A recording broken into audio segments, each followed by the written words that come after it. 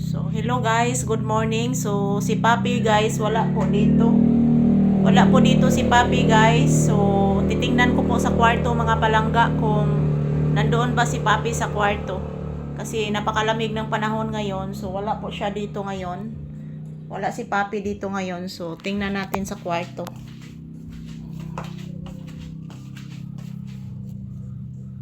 Naagi day si Papi sa kwarto, oy. Naagi day ka diri, anak. Itog na ang bata. Nara day ka, nanak Papi. Papi. Papi. Nara day ka diri sa kwarto, anak. Papi. Si Papi guys, nara sa kwarto guys. So, ayan. Akala ko, natingala ko mga palangga nga nganong wa siya dito sa kanang iyang higdaanan jud. Narada di siya sa kwarto mga palangga si Papi. Ayan. Gitugnaw ni siya guys kay grabe man kuan, grabe kusugas ulan kaganina. So gitugnaw na si Papi. Papi, smile anak. Papi, smile. Itugnaw ka. Unsa man na nay kuto imong tiil be tong i-check be. Liwag-liwag ay akong i-check imong tiil. Nabay ko to. Anong katol man imong tiil?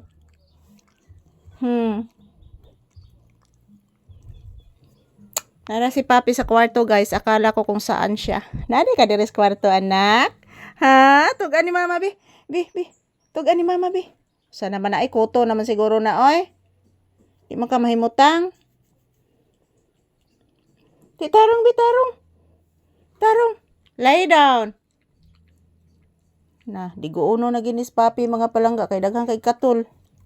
Naunsa man us Papi? Ha? Naunsa nas pangga nako? Unsa may katol? Unsay katol? Tugan ni mama, unsay katol? Tugan ni mama. Unsay katol anak? Tugan ni mama. Asa hindi mo ni mahimutang ay. Tarong lay down. Lay down anak. Di man magtarong. Mo na resulta ha, sige gawas ha, matakdan kag kuto. Mo na resulta, sige gawas, takdan kag kuto.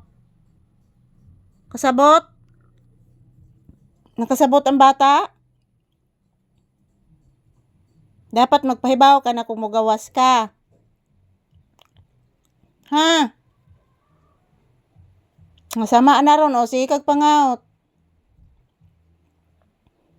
Kisa may magproblema masikag pangaut, si mama rapod. Anak, si mama rapod magproblema. Sikag pangaut. Di man ka magpahibaw na kung mugawas ka. Sunod ha, magpahibaw ang bata ha. Magpahibaw ni Mama Lisa, sunod ha. Ha? Magpahibaw ni Mama Lisa, sunod ang bata nako ha. Kay para makuan si mama.